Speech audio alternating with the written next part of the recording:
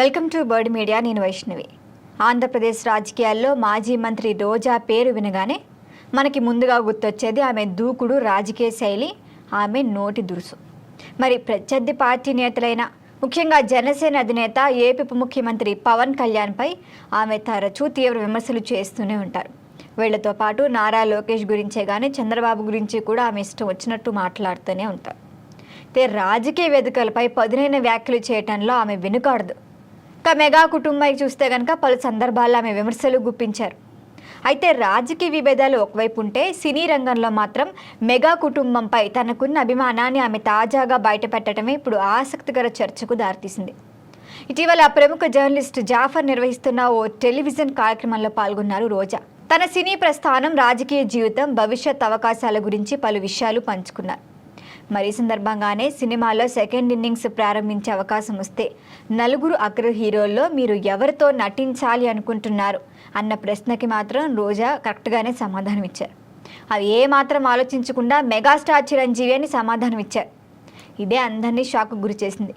చిరంజీవితో నటించడానికి తనకు ప్రత్యేక ఆసక్తి ఉందని, ఆయనతో కలిసి డ్యాన్స్ చేయటం ఒక ప్రత్యేక అనుభూతి అవుతుందని కూడా చెప్పారు రోజా. ఇక బాలకృష్ణ అంటే కూడా తనకు వ్యక్తిగతంగా ఎంతో ఇష్టమని, ఆయనతో కూడా మంచి అనుబంధం ఉందని పేర్కొన్నప్పటికీ సెకండ్ ఇన్నింగ్స్ విషయానికి వస్తే చిరంజీవియే తన తొలి ప్రాధాన్యమని స్పష్టం చేశారు. ఇక ఇప్పటికే ఆయనతో కలిసి నటించా అని కూడా చెప్పారు. అలాగే వెంకటేష్తో కూడా ఒకే సినిమాలో నటించా అని, ప్రస్తుతం తన ఆలోచన చిరంజీవితోనే సినిమా చేయటంపై ఉందని వెల్లడించారు. వాస్తవానికి రోజాకి చిరంజీవి మధ్య అనుబంధం కొత్తది కాదు. 1990లలో తెలుగు సినీ పరిశ్రమలో ప్రముఖ కథానాయికగా వెలుగొందిన రోజా చిరంజీవితో కలిసి చాలా చిత్రాల్లోనే నటించారు. అసలు ఆ సినిమానే ఆమెకి మంచి కెరీర్లో గుర్తింపు తీసుకొచ్చాయి. ఇక ఆమె దాని తర్వాత రాజకీయాల్లోకి షిఫ్ట్ అయ్యారు. ఇంకా దీని తర్వాత కూడా చిరంజీవిపై ఆమె వ్యక్తిగత గౌరవాన్ని చెప్పినప్పటికీ చాలాసార్లు ఆయన దూషించారు. ఇప్పుడు మంత్రిగా బాధ్యతలు చేపట్టిన తర్వాత ఆయన్ను కలిసి ఆశీర్వాదం తీసుకున్నారు కూడా. అది అప్పట్లో చర్చనీయాంశమైంది.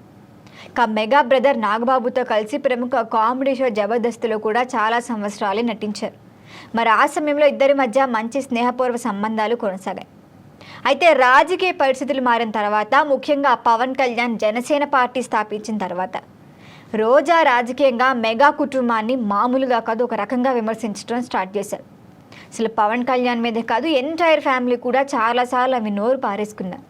అసలు ఆమె చేసిన కొన్ని వ్యాఖ్యలు అయితే అనేక సార్లు వివాదాలకు దారితీశాయి. కొన్ని సందర్భాల్లో మెగా కుటుంబ సభ్యులపై ఆమె మాట్లాడిన మాటలు అయితే చాలా విమర్శంగానే ఉంటాయి.